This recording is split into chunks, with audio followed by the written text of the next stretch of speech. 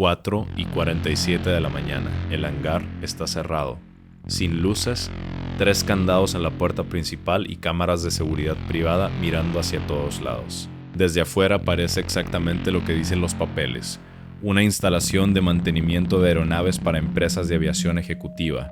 Nada que llame la atención. Nada que haga que nadie quiera quedarse más tiempo del necesario. Pero a las 4:47 de la madrugada de este martes, 14 elementos de la Guardia Nacional y 2 peritos de la Unidad de Inteligencia Financiera cortaron esos candados. Y lo que encontraron adentro no cabía en ningún expediente, porque esa aeronave no aparece en ningún registro de la Secretaría de Comunicaciones. El propietario formal en los documentos de la AFAC es una empresa constituida en Baja California hace 11 años, con un capital inicial de 80,000 pesos.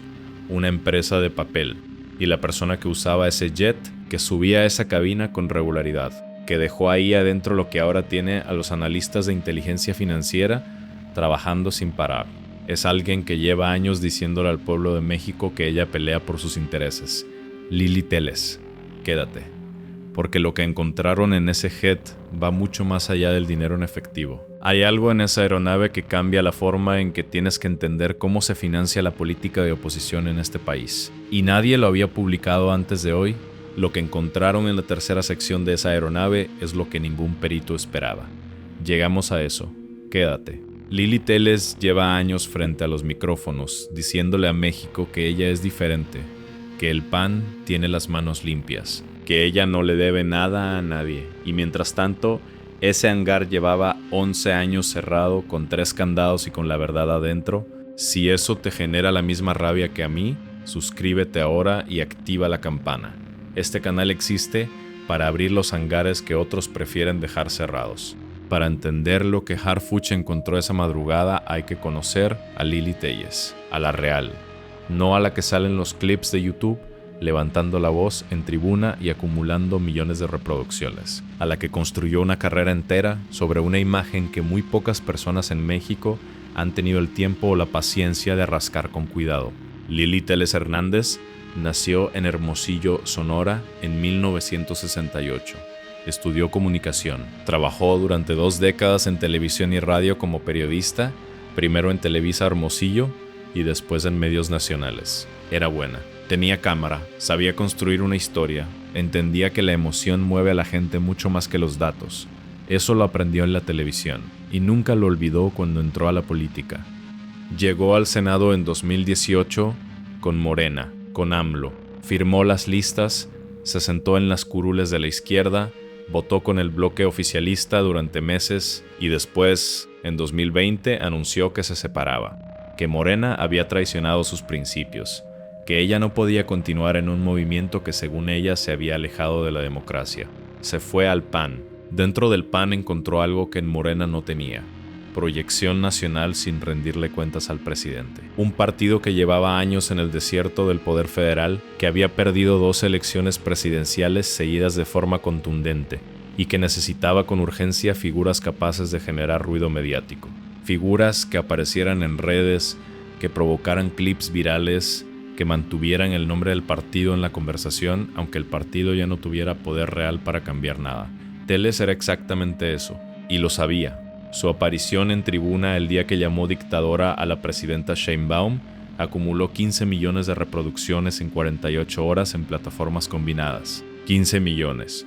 Eso no lo logra un spot de campaña con presupuesto ordinario. Lo logra alguien que entiende el lenguaje de las redes, que sabe exactamente qué palabras activan el algoritmo, que tiene un equipo detrás que produce, edita, publica y amplifica en el momento exacto. Y eso cuesta la producción de ese nivel de contenido, el equipo técnico, la infraestructura de comunicación, los viajes para estar presente en todos los foros al mismo tiempo. No se sostiene con el salario de senadora y las aportaciones ordinarias de un partido que lleva 2 sexenios sin llegar a los pinos. Los reportes financieros del PAN reflejan aportaciones ordinarias.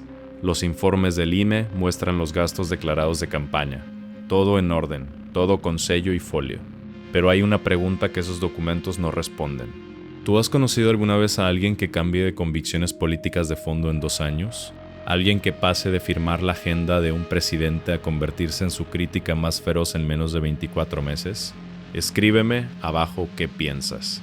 Antes de que Telles fuera senadora, antes de que fuera candidata presidencial, fue periodista durante más de 2 décadas. Y en esas 2 décadas construyó algo que muy poca gente en la política mexicana tiene.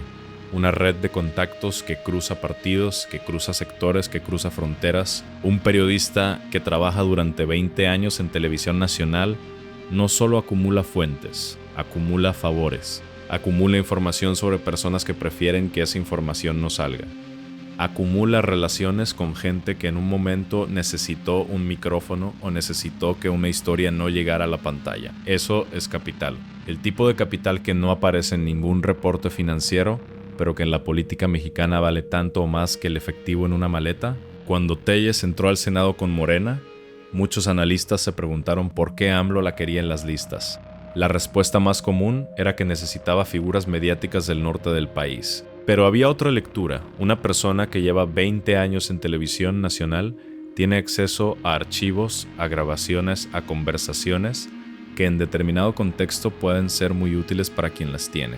En el periodismo mexicano de las últimas 3 décadas, saber cuándo publicar una cosa y cuándo guardarla es una habilidad tan importante como la capacidad de encontrarla.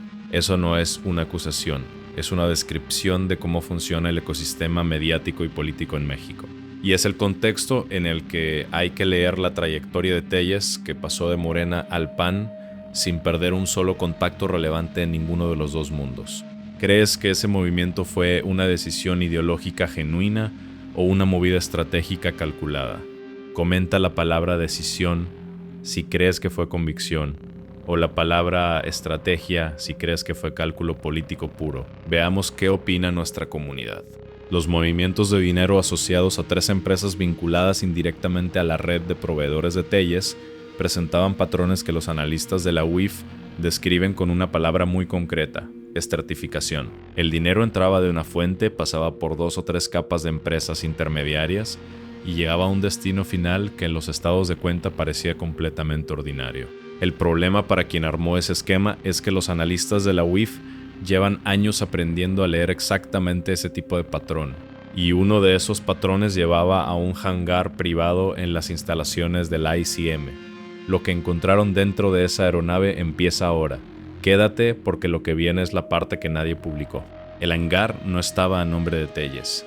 Nunca estuvo. Si hubiera estado, no habría durado 11 años sin que nadie preguntara nada.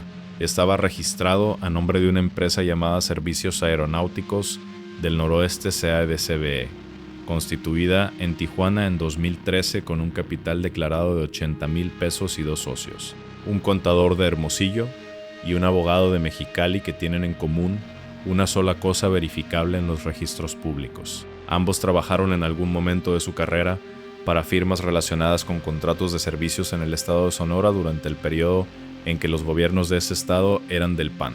Eso solo no mueve nada. 2 abogados del noroeste con contactos en el PAN de Sonora describe a varios miles de personas. El dato aislado no dice nada. Lo que movió la investigación fue otra cosa. Uno de los analistas de la UIF, que trabajaba en un expediente completamente diferente, relacionado con el seguimiento de flujos de efectivo de proveedores de gobierno en Sonora, detectó una transacción que no encajaba con el perfil de la empresa que la emitía. Una transferencia de 430,000 pesos desde la cuenta de servicios aeronáuticos del noroeste hacia una empresa de catering ejecutivo en la Ciudad de México. El monto en sí no era grande. Lo llamativo era que la empresa de catering facturaba servicios de atención de eventos corporativos a una lista de clientes que, puestos todos juntos en el mismo tablero, describían un círculo muy específico de personas con acceso a ciertos espacios de poder en México. El analista marcó la transacción, la conectó con otras 3 facturas similares en un periodo de 18 meses y cuando buscó el historial completo de servicios aeronáuticos del noroeste, encontró algo que lo hizo parar. La empresa declaraba ingresos anuales de menos de 2 millones de pesos. Actividad mínima. Empleados, 2. Y sin embargo, mantenía activa una concesión de hangar en el ICM por la que pagaba una renta mensual que no corresponde a ningún negocio de ese tamaño. Una empresa que, según sus libros, factura lo que factura no puede costear esa renta sin que alguien más esté poniendo el dinero desde afuera. Ese fue el punto de partida. Lo que siguió fueron meses de trabajo de análisis financiero antes de que nadie se acercara físicamente al hangar. Alguien montó esta estructura con suficiente cuidado para que durara 11 años sin levantar una alerta seria. ¿Eso te parece el trabajo de alguien que actúa solo? Escríbeme tu teoría abajo. El operativo del martes empezó a las 4:30 de la mañana. No porque las 4:30 sea una hora especialmente táctica para este tipo de operativos, sino porque el vuelo que la aeronave tenía programado para ese día salía a las 8. Si querían entrar sin que la aeronave se hubiera movido, con todo su contenido intacto adentro, tenían que llegar antes del equipo de preparación de vuelo, que según el plan de operaciones del hangar, llegaba normalmente entre las 5:30 y las 6. Llegaron con 45 minutos de margen. 14 elementos de la Guardia Nacional, más 2 peritos de la UIF, un representante de la Fiscalía General de la República y el equipo técnico de análisis forense. 3 vehículos sin identificación. Comunicaciones encriptadas desde el momento en que salieron de la base. Protocolo de silencio de radio para operativos sensibles. El mismo que Harfuch implementó cuando llegó a la Secretaría y que desde entonces ha impedido las filtraciones que antes arruinaban este tipo de acciones antes de que las unidades llegaran a posición. El acceso al hangar tomó 4 minutos. El custodio nocturno, un hombre de 42 años con contrato de seguridad privada, fue el único que estaba dentro. Salió a la primera indicación. La aeronave es un Cessna Citation CG-3 Plus, turborreacción ejecutivo, capacidad para 9 pasajeros, autonomía de vuelo de aproximadamente 4.000 kilómetros. Un avión que en el mercado de aviación ejecutiva cuesta entre 4 y 6 millones de dólares dependiendo del año y el estado.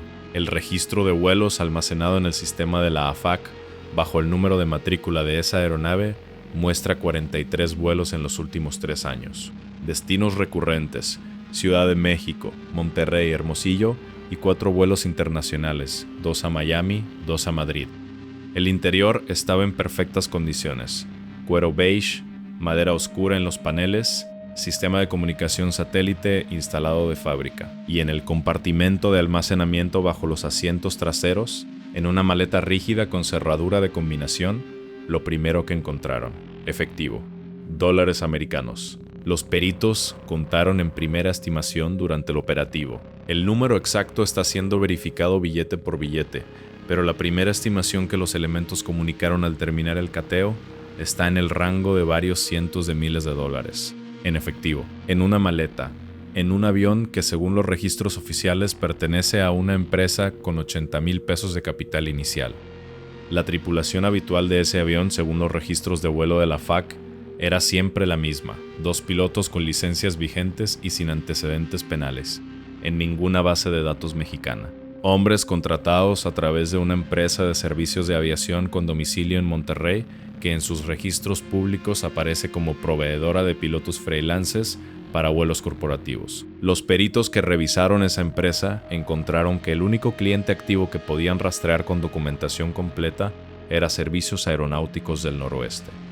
Un cliente, una empresa que factura menos de 2 millones de pesos anuales y que paga pilotos profesionales para vuelos regulares a Miami y Madrid. Los pilotos fueron localizados esa misma mañana en sus domicilios respectivos. Ambos cooperaron con la investigación desde el primer momento. Ambos declararon que no sabían quién era el propietario real del avión, que recibían instrucciones de vuelo a través de la empresa de Monterrey, que nunca habían tenido contacto directo con ningún pasajero que no fuera a través del protocolo normal de aviación ejecutiva. Y ese protocolo en ese mundo significa que el pasajero llega, aborda y no necesita dar ningún tipo de identificación adicional más allá de lo que exige el organismo gestor del vuelo. Eso es legal.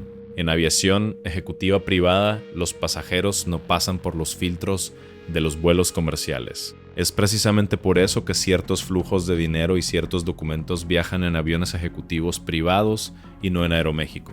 Lo segundo que encontraron estaba en el compartimento de documentos junto a la cabina de pilotaje, una carpeta de archivo con documentos impresos en papel membretado de 2 empresas, una de ellas con domicilio fiscal en Las Vegas, Nevada, la otra en Panamá. Los documentos son contratos de consultoría estratégica en comunicación política con honorarios pactados en dólares. Los peritos identificaron en esa primera revisión que los contratos están firmados, que las fechas corresponden a los últimos 4 años y que la contraparte mexicana es una tercera empresa, también de papel con domicilio en Monterrey. Los analistas que revisaron esa documentación durante el operativo describieron después lo que vieron con una frase que tiene mucho peso. Es el tipo de arquitectura que se usa cuando el origen del dinero no puede aparecer directamente en ningún registro mexicano. Cuando escuchas consultoría estratégica en comunicación política pagada desde una empresa en Panamá y otra en Las Vegas, ¿qué se te viene a la cabeza? Escríbeme abajo qué crees que compran realmente esos contratos. Lo tercero fue lo que nadie esperaba encontrar. En el baño de la aeronave, dentro de un compartimento de almacenamiento que en el plano técnico del avión aparece como espacio para kits de emergencia, había un teléfono satelital, apagado, con una tarjeta SIM que según la verificación técnica inicial de los peritos no corresponde a ningún operador registrado en México. El tipo de tarjeta que se usa para comunicaciones que no deben aparecer en los registros de las compañías telefónicas convencionales de ningún país. Y junto al teléfono, un sobre manila cerrado con cinta de embalaje. Adentro, una memoria USB y 3 páginas impresas con lo que los analistas describieron. En el primer reporte verbal que Harfuch recibió esa mañana, como una lista de nombres con montos y fechas. El representante legal de Servicios Aeronáuticos del Noroeste, cuando los elementos llegaron a su domicilio en Lomas de Chapultepec a las 7 de la mañana, tardó varios segundos en abrir la puerta. Y cuando por fin abrió, su primera pregunta no fue qué había pasado ni qué se le imputaba. Su primera pregunta fue si ya habían llegado al hangar. Eso solo, sin ningún otro elemento, ya dice algo. Un hombre que recibe a la Guardia Nacional en su puerta a las 7 de la mañana y cuya primera pregunta es sobre un hangar específico, no es un hombre que está pensando en su inocencia. Es un hombre que estaba esperando esta visita. Los peritos, que revisaron su teléfono personal, encontraron 46 mensajes en una aplicación de mensajería encriptada, enviados y recibidos en los últimos 90 días, con una cuenta cuyo número no corresponde a ningún operador registrado en México.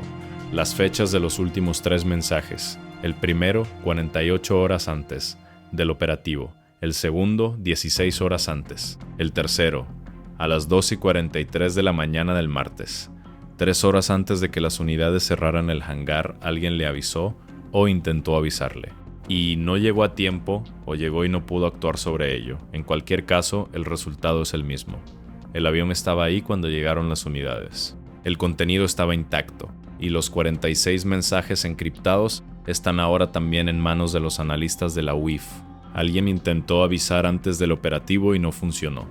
¿Eso te dice que hay una filtración dentro del sistema de inteligencia?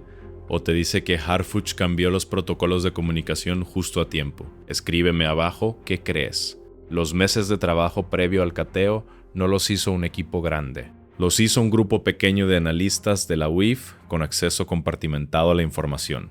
En ningún momento de la investigación hubo más de 4 o 5 personas que conocieran el cuadro completo.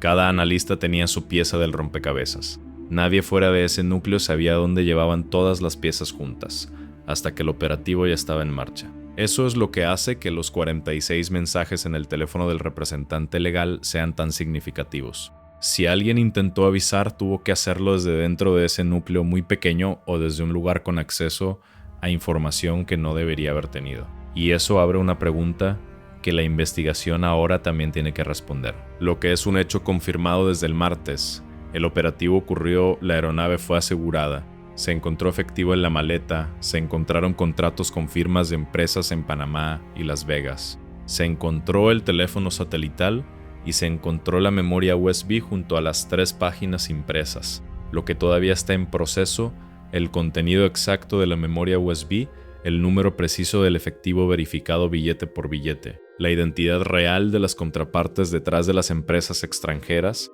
y el contenido de los mensajes encriptados en el teléfono del representante legal. Cuando esos procesos terminen, el cuadro completo va a ser muy diferente al de hoy. Lo que encontraron en ese avión no es el accidente de una persona descuidada. Es la prueba de un sistema que alguien construyó con tiempo, con recursos y con ayuda. Harfuch tiene ahora la memoria USB que puede nombrar a todos los que participaron.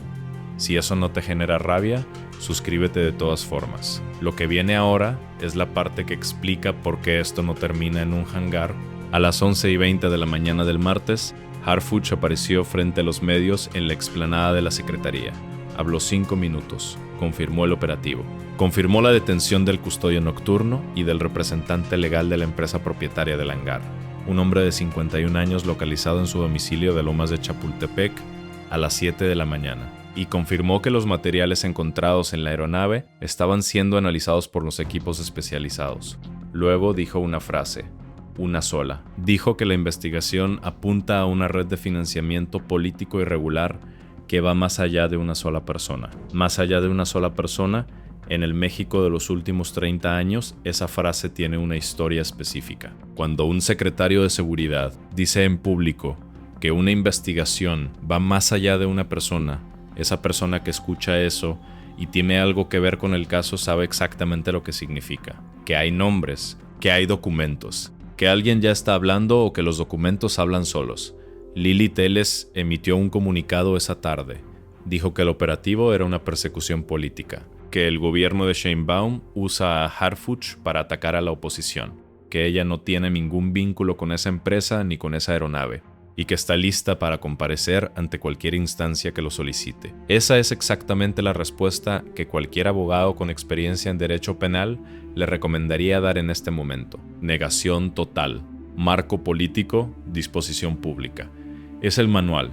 El problema para quien sigue ese manual es que el manual no contempla una memoria USB con una lista de nombres y montos. ¿Tú crees que Telles sabía lo que había en ese avión? Comenta si crees que lo sabía todo o no, si crees que alguien de su equipo montó esto sin que ella tuviera conocimiento completo. Sonora no es un estado cualquiera en el mapa del poder político mexicano. Es el estado donde nacieron figuras que en las últimas 4 décadas han tenido peso real en el sistema de seguridad nacional, en el sistema de inteligencia y en los circuitos de dinero que conectan a México con el mercado financiero del suroeste de Estados Unidos, Tucson, Phoenix, San Diego. La frontera con Arizona es uno de los corredores de flujo de dinero más activos del hemisferio occidental, en los 2 sentidos. Una figura política sonorense con una red de contactos construida durante 20 años en medios nacionales, con vínculos en ambos partidos mayoritarios, con capacidad de moverse entre los 2 mundos sin perder posición en ninguno. Es exactamente el tipo de perfil que en los análisis de inteligencia financiera aparece como potencialmente interesante para ciertos flujos que buscan legitimación política. Si hay flujos de dinero entre empresas extranjeras y una figura política mexicana de esa escala, con documentación de contratos de consultoría que podrían ser la cobertura de esos flujos, eso no es solo un asunto de la UIF y la FGTR. Eso es el tipo de caso que entra en la jurisdicción de las unidades de análisis financieros de Estados Unidos que llevan años mirando exactamente esos flujos. Esta investigación tiene potencialmente 2 frentes, el mexicano que ya está abierto desde el martes y uno externo cuya existencia nadie ha confirmado públicamente todavía, pero que los precedentes del caso García Luna sugieren que es una posibilidad real cuando los flujos atraviesan la frontera. En el caso García Luna, la investigación de la DEA y el Departamento de Justicia de Estados Unidos llevaba años construyéndose en paralelo a la investigación mexicana que nunca llegó a ningún lado. Los fiscales estadounidenses esperaron a tener el caso completo antes de hacer ningún movimiento. Cuando lo tuvieron, la detención de García Luna en Dallas en diciembre de 2019 ocurrió en menos de 72 horas desde que decidieron ejecutarla, sin filtración, sin aviso previo. La geografía de este caso, la presencia de empresas en Las Vegas y en Panamá, los vuelos a Miami, los contratos con honorarios en dólares, son exactamente el tipo de elementos que activan los protocolos de reporte automático entre la UIF mexicana y el FinCEN estadounidense. Cuando ese reporte ocurre y según los procesos establecidos entre ambos organismos ocurre de forma automática cuando se detectan ciertos patrones, el caso deja de estar exclusivamente en manos de las autoridades mexicanas. García Luna tenía 30 años de carrera en el sistema de seguridad mexicano, contactos en todos los niveles del gobierno y acceso a información que hubiera podido usar para protegerse en cualquier proceso exclusivamente mexicano.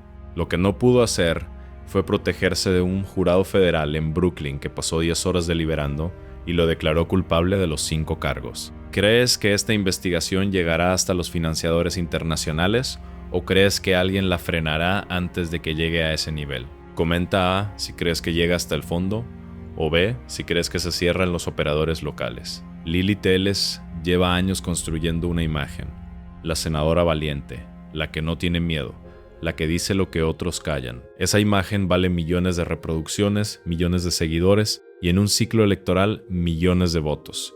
Lo que encontraron en ese hangar el martes por la mañana no derriba esa imagen de un golpe. Las imágenes políticas son más resistentes que los hechos. La gente que cree en alguien generalmente encuentra la manera de interpretar los hechos que contradicen esa creencia.